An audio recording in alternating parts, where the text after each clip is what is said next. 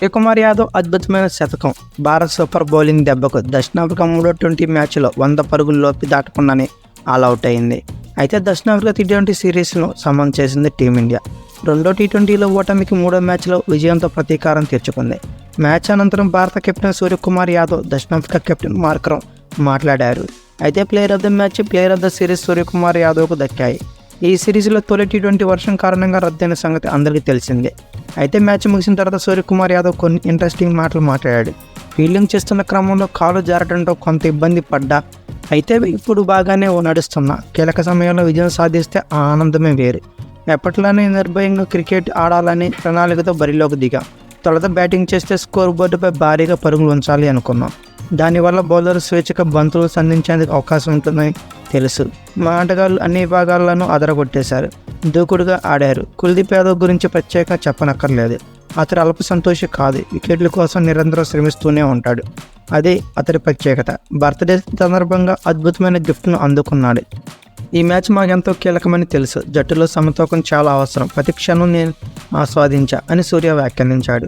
అయితే target ఛేదించగలమని భావించాడని Markram కూడా చెప్పుకొచ్చాడు. బ్యాటింగ్కి దిగినప్పుడు భారత్ నిర్దేశించిన 202 పరుగుల లక్ష్యాన్ని సాధ్యమేనని భావించాం. మేము ఫీల్డింగ్ చేస్తున్న సమయంలో టీమిండియా బ్యాటర్లు మైదానం నలువైపులా షాట్లు కొట్టగలిగారు.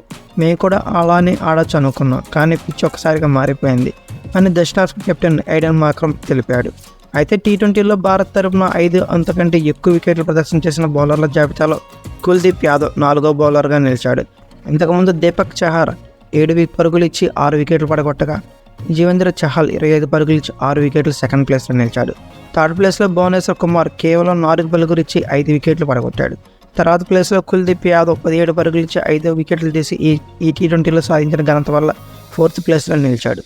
అయితే టీ20లో కుల్దీప్ రెండోసారి 5 వికెట్లు ఘనత అందుకున్నాడు. అలాగే బర్త్డే రోజున అత్యుత్తమ బౌలింగ్ గణాంకాలను నమోదు చేసిన తొలి బౌలర్గా కుల్దీప్ కావడం విశేషం. భారత్ నుంచి తాము పుట్టినరోజు నాడు బౌలింగ్ చేసిన 3 బౌలర్లు డిసెంబర్లోనే జన్మించడం గమనార్హం. కుల్దీప్ డిసెంబర్ 14న కాకుండా యువరాజ్ సింగ్ డిసెంబర్ 12న శ్రీలంకపై 2009లో 23 పరుగులు ఇచ్చి 3 వికెట్లు పడగొట్టాడు. అలాగే రవీంద్ర జడేజా డిసెంబర్ 6న విండీస్పై 2020 సంవత్సరంలో 30 పరుగులు ఇచ్చి 1 వికెట్ పడగొట్టాడు.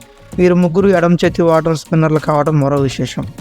ఇవే కాక ఎక్కువ పరుగుల తేడాతో సౌత్ ఆఫ్రికాలో గెలిచిన టీ20ల పరంగా నిన్న టీమిండియా నెగ్గిన విజయం 106 పరుగుల తేడా సాధించిన విజయం థర్డ్ ప్లేస్లో నిలిచింది. అంటే ఫస్ట్ అండ్ సెకండ్ ప్లేస్లో సౌత్ ఆఫ్రికా మీద ఆస్ట్రేలియా 111 పరుగులతో ఒకసారి, 107 పరుగులతో ఒకసారి విజయం సాధించి ఉంది. అయితే తర్వాత రికార్డుగా సౌత్ ఆఫ్రికా టీ20లో లోయెస్ట్ స్కోర్ ఆల్అవుట్గా ఈ టీ20లో 95 పరుగులతో సెకండ్ ప్లేస్లో నిలిచింది. అయితే ఫస్ట్ ప్లేస్లో ఆస్ట్రేలియా మీద ఇంతకుముందు 89 పరుగులకి ఆల్అవుట్ అయింది సౌత్ ఆఫ్రికా. అయితే టీ20లో టీమిండియా హైయెస్ట్ విక్టరీ మార్జిన్స్లో చూస్తే నిన్న ఈ టీ20లో 106 పరుగుల తేడాతో టీమిండియా నెగ్గింది, థర్డ్ ప్లేస్లో నిలిచింది.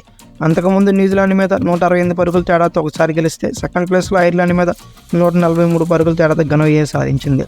అయితే ఈ విజయం థర్డ్ ప్లేస్లో నిలిచింది. నా వీడియో కనుక మీకు నచ్చినట్లయితే లైక్, షేర్ అండ్ కామెంట్ చేయండి. మరిన్ని లేటెస్ట్ అప్డేట్స్ కోసం నా ఛానల్ సబ్స్క్రైబ్ చేసుకోండి.